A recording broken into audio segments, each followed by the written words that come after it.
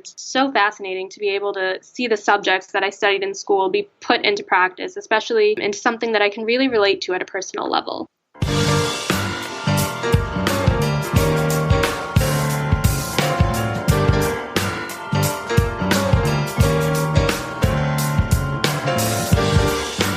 Welcome to Heart with Anna. I am Anna Jaworski and the host of your program. I'd like to announce a brand new contest that we'll be conducting for the summer of 2019. We want to hear your stories. We want to know how an episode of Heart with Anna has impacted your life. Share your 500 to 2,000 word story with us. We'll post them on our website and we'll let people vote for the story that touches them the most. The first place winner will get a Heart with Anna shirt of your choice. The second place winner will get a Heart with Anna tote bag.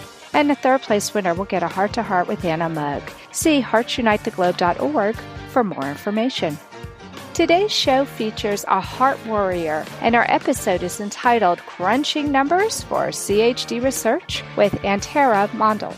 Antara Mondal is a heart warrior. She was born with aortic stenosis and has had 2 catheterizations and 1 open heart surgery to replace her aortic valve. Born in 1996, Antara graduated from Carnegie Mellon University in December 2018 with a degree in statistics. Her first open heart surgery was at Children's Hospital of Philadelphia, or CHOP, during the summer of 2017.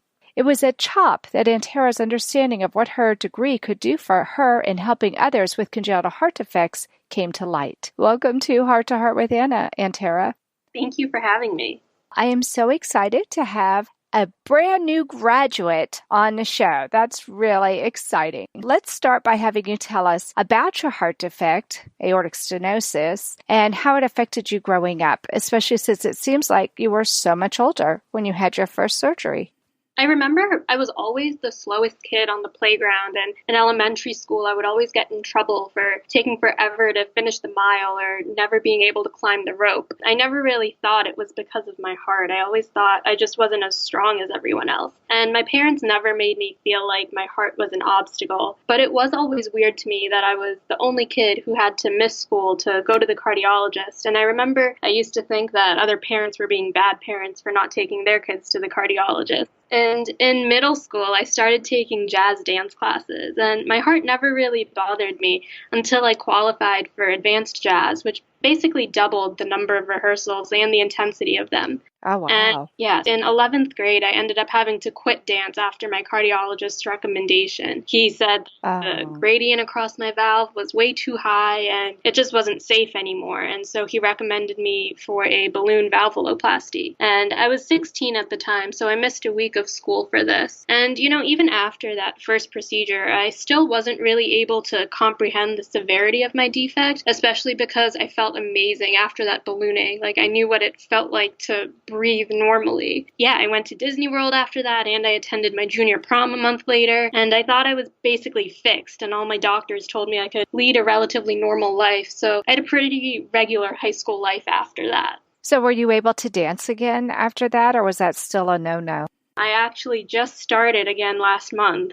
Did you really? Congratulations. Yeah. That's awesome. Yeah. Let's talk about where you decided to go to college and how your parents felt about you leaving home to go to college. I applied to colleges all over the country. I always thought I wanted to head out west where it was warmer and sunny all the time. And the thought of my heart never once crossed my mind. And it probably would have been different if I wasn't feeling perfectly healthy. And when I was accepted to Carnegie Mellon, I was ecstatic, and I was ready to move across the state from Philadelphia to Pittsburgh, and my parents were on board with the transition. And, I think they felt just as any other parent would when their child leaves home for the first time. Like, we never knew that my ballooned valve would only last 2 years, so they didn't think about my health, and to be honest, neither did I. Well, that's understandable because you went so many years before you had anything done. And then after you did have something done, you felt so amazing. Yeah. They didn't tell you this might only be a temporary fix? I remember before that surgery, they had told me I could possibly have another ballooning done later, but I just felt amazing after that. So everything was normal. Are you the oldest? Yes, I am. Okay, so it was a big transition for your parents to let you go to school, but I looked on the map and it looks like Carnegie Mellon is only about 4 hours from your home. Yeah, it's about a 300-mile drive. So that's far, but it's not like you went to California or to Florida. Yes. So I can see where your parents would be like, okay, we're on board with this. Yeah. So what was the biggest challenge that you faced as a young adult with a congenital heart defect as far as managing your schedule at college? Were you able to go to school full time? Yes, I was in school full-time up until my surgeries. It wasn't until my sophomore year of college that my heart decided to act up. And I remember there would be days when I was too tired to get out of bed, or I'd get so dizzy walking to class and I'd have to stop and take a break. I remember one day I felt so awful, and my amazing roommate at the time took me to the ER because my heart was going into weird rhythms. And this was right before Thanksgiving, and my parents drove the 300 miles to be with me in the hospital in Pittsburgh. And there the doctors had told me that I was fine and that I was just dehydrated. And I think dealing with these symptoms in a different city and being all alone was one of the biggest challenges I had faced. Sure. I was also told I would need surgery just as my junior year was ending. So I ended up taking a semester off from my first semester of senior year to take the time to recover. And this felt like a huge obstacle to me because at a school like CMU, nearly everyone is always ahead of the curve all the time. They're either graduating early or juggling school and research. And I really thought I was like the outcast there, just lagging behind a full semester. One last challenge I faced was that after surgery, I became very cautious about my health and always thinking about it. You know, I think I lost a lot of the independence during this whole process. So I took my semester off to travel to India just with my younger sister. And I think, so I think doing this really helped me gain back that sense of independence. And I thought that if I could survive in another country after surgery, I would be just fine being away, like being 300 miles away from home. Wow. So your parents were on board with you going all the way to India? Yes. Shortly after your surgery? Yes. My dad had said my reward for going through surgery would be a first-class plane ticket to India. Oh, my goodness. Wow. So not only did you go, you went first class. Yeah. How awesome is that? Wow. Now, had you been to India before? Yes, I have. So it wasn't like you were going to a foreign land for the first time. Yeah, but it was just great being able to go alone or just with my younger sister and, you know, not having my parents watch over me. Well, yeah, it kind of restored that sense of independence that maybe you were afraid you were losing. Yes. Were you familiar with the hospital system in India just in case something should happen? I did look up on the ACHA website of all the hospitals that would be near me that specialized in CHD. So thankfully I didn't need any doctors or anything, but personally I'm not too familiar with how their hospital system works, but I knew where the doctors were located.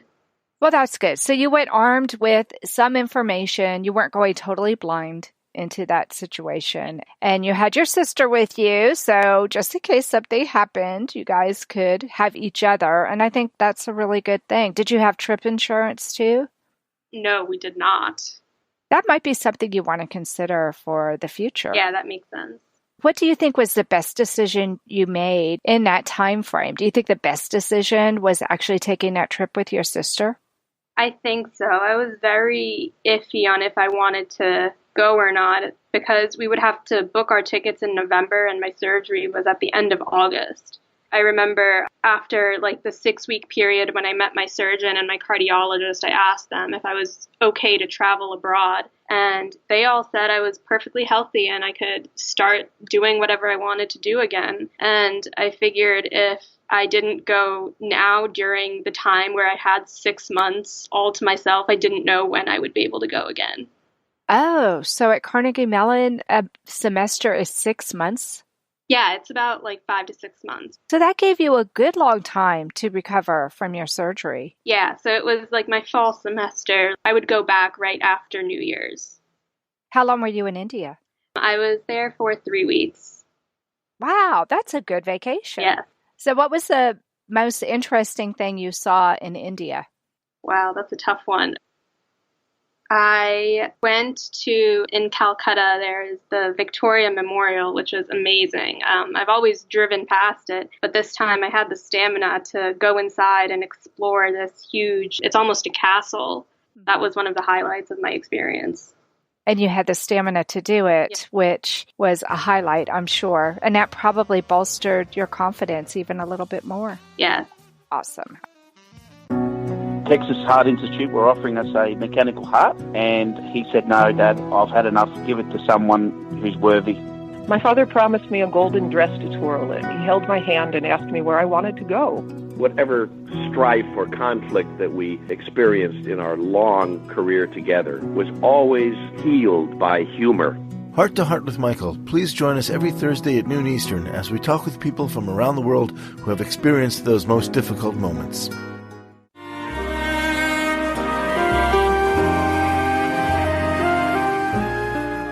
Tonight Forever by the Baby Blues Sound Collective.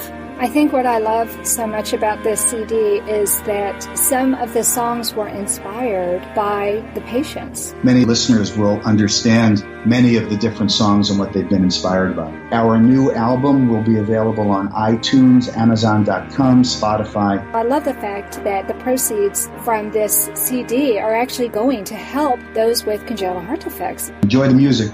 Home Tonight Forever.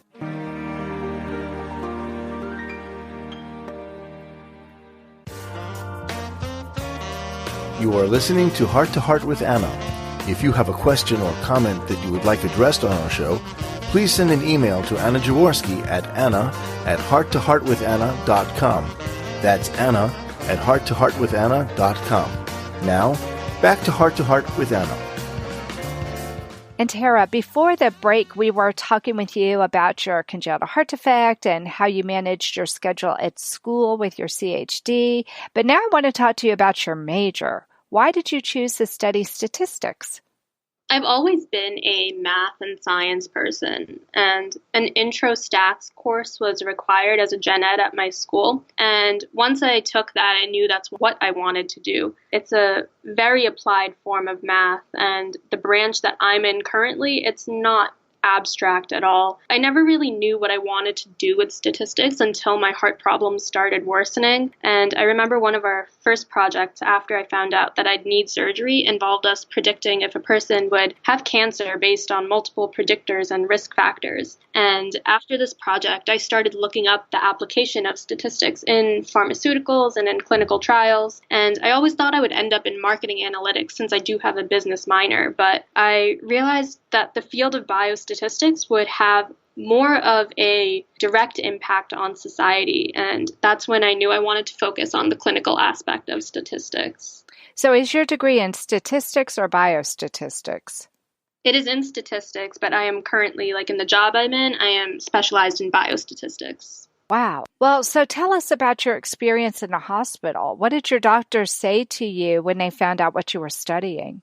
It was the first time that I met my surgeon in May of 2017 that she told me about the true importance of statistics in the field of medicine. And I remember she kept saying that I should work for them once I graduated. And I initially laughed it off, but during and after recovery, I had read so much by that time about clinical trials in CHD and different papers on CHD outcomes that I realized I had learned many of the statistical methods that these researchers were using. I had already learned them in school, and this pushed me to take a few grad classes at University of Pittsburgh in chronic illness epidemiology, and I also ended up interning at Memorial Sloan in New York just to really figure out if this was the field that I really wanted to pursue. And my surgeon had also connected me with a statistician that she works with, and I was able to meet with her and talk about all the studies that they were working on at CHOP and how clinicians used these results at the bedside. Isn't that just amazing? And how awesome that your surgeon took an interest in you personally and helped you to find a way that maybe you could use what you were studying in school to help other people just like you. Yeah, she really was my inspiration to go into biostatistics. Now you're working at the hospital where you had surgery. You actually did get a job there. Tell us about that. I'll admit it's kind of weird. I'm always up on the cardiac floor and I have flashbacks of my time spent in the hospital, but I really wouldn't trade my job for the world. I'm working mostly on cardiac projects with the current fellows in the department. And, it's so interesting to see what they're passionate about, the rarest of CHDs. And I've been exposed to so many CHDs that I haven't heard of, and also cardiac terms like those numbers that we get after our echoes. I personally never understood them until a doctor just last week requested some stats on them. And it's honestly amazing just to see how these studies are eventually put into clinical practice, or just realizing that we really do need more research to be done. So do you actually go to the bedside of certain people as you're doing your research? No, I personally am never at the bedside. I interact with a lot of the physicians who basically have data and they'd like to run statistics on them. So are you at the hospital itself or at a building near the hospital? I mean, because I know CHOP is huge.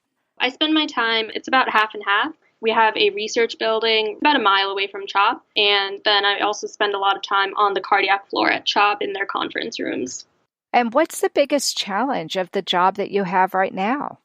I think the biggest challenge of my job right now is just being a fresh graduate and just having so much to learn still. You know, a lot of the statisticians I'm working with, they're amazing people who have masters and PhDs in statistics and biostatistics. And, you know, I've just graduated with my bachelor's and I'm still in the process of learning a lot of stuff that I haven't learned yet. I think it's impressive that even before you started at CHOP, you started taking some graduate level courses.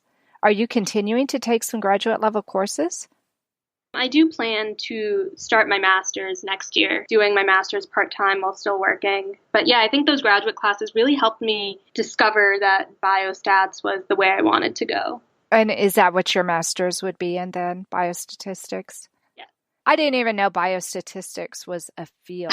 I mean, it makes sense now, but when I was in school, I don't think it was a field. Yeah, I think it's recently started gaining a lot of recognition. I just think that's amazing. And I love how you're able to take what you studied in school and immediately apply it to something that's really so important. And you're learning, while you read the stats on people's research, you're learning what those numbers mean. I mean, I imagine the next time you go and get an echo yourself, you're going to look at those numbers with fresh eyes, aren't you? Yes, I'll run some stats on them. I know, how funny. Well, you said something a little earlier that really kind of struck me. You said how you sometimes have those feelings like PTSD, being in a hospital. I want to talk to you just a little bit about that because I think that's something that a lot of us who have dealt with congenital heart defects have to deal with. And that is, you know, certain smells or certain sounds or just being in that same environment where you were so vulnerable just a short period of time before, how it can impact you. What do you do to overcome any anxiety you might feel? I never really thought this would be a problem for me. You know, after surgery, a lot of people were just like, you made it through, you're done, you have nothing else to worry about. And yet, for a few weeks after surgery, I didn't feel that good. I just kept thinking about everything that happened to me, and, you know, it was a lot of why me? And I think I really opened up to my sister about this, and I was able to talk to her. And, you know, she's 7 years younger than me, but she's the sweetest soul. She really helped me through that time, and she would always try to engage me, and we would talk about how whatever happened for a reason. Maybe if I didn't have surgery, I wouldn't have this job today, or she always made sure we saw light in the situation. Hi, my name is Jamie Alcroft, and I just published my new book, The Tin Man Diaries. It's an amazing story of my sudden change of heart as I went through a heart and liver transplant. I can think of no better way to read the Tin Man Diaries than to cuddle up in your favorite Hearts Unite the Globe sweatshirt and your favorite hot beverage, of course, in your Hearts Unite the Globe mug, both of which are available at the Hug Podcast Network online store, or visit heartsunitetheglobe.org.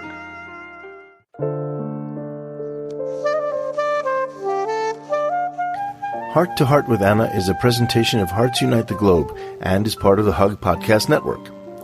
Hearts Unite the Globe is a non-profit organization devoted to providing resources to the congenital heart defect community to uplift, empower, and enrich the lives of our community members. If you would like access to free resources pertaining to the CHD community, please visit our website at www.congenitalheartdefects.com for information about CHD, the hospitals that treat children with CHD, summer camps for CHD survivors, and much, much more.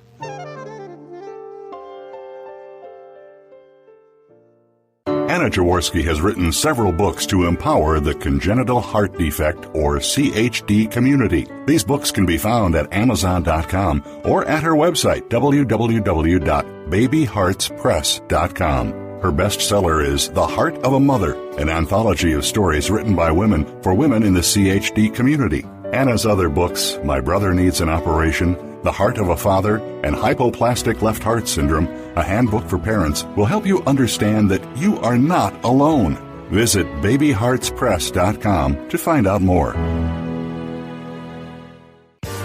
And Tara, now that you're out of school and you're an adult and you're working in a hospital setting, I imagine that you see healthcare a little differently. You're also lucky because CHOP is one of the most renowned hospitals for babies born with congenital heart defects, and they have grown with the times to include care for adults with CHDs. Tell us about your healthcare now, and especially whether or not you see an ACHD specialist. Yes, I do currently see an amazing ACHD specialist at Penn. And she's seen me through college, surgery, and now this job.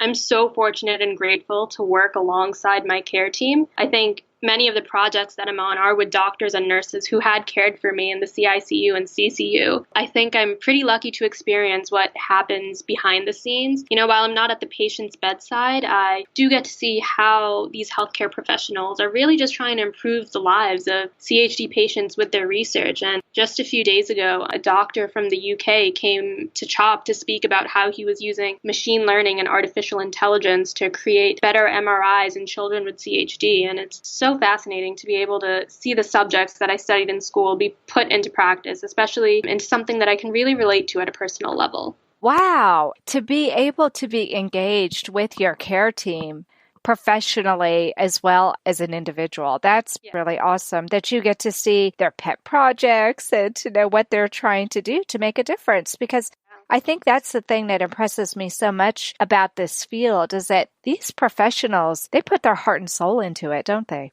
Yes, they really do. And, you know, it's not something that we as patients really ask doctors when we see them. Like, I never asked my cardiologist, oh, what projects are you working on right now? It wasn't really until I got this job that I realized how invested they are in this field. And I'm taking it that CHOP is a very big institution on research.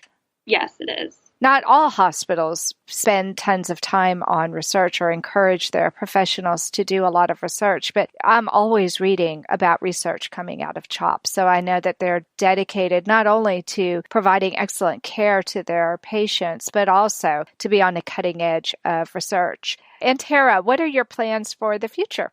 Good question. I am hoping to start my master's degree in biostatistics within the coming year, and before next summer, I'm planning to buy a house in Philadelphia, so I have an easier commute to work. In terms of work, though, I do have a few research ideas about CHD that I'd love to work on with a few physicians, so we're sorting through the logistics of that. Oh, wonderful. You mean research that you've come up with the design for? Yeah, I just had a few ideas about CHD outcomes, and I haven't seen any papers published about them. So trying to figure out if I can have a physician mentor me to actually bring this to fruition.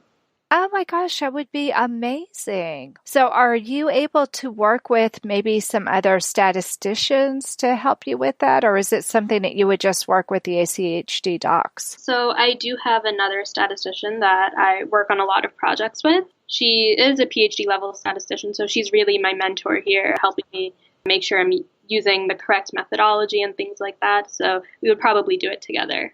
That sounds fabulous. Well, if you could give one piece of advice to a teen with CHD who's looking to go off to college, what would you tell him or her? And what would you tell their parents?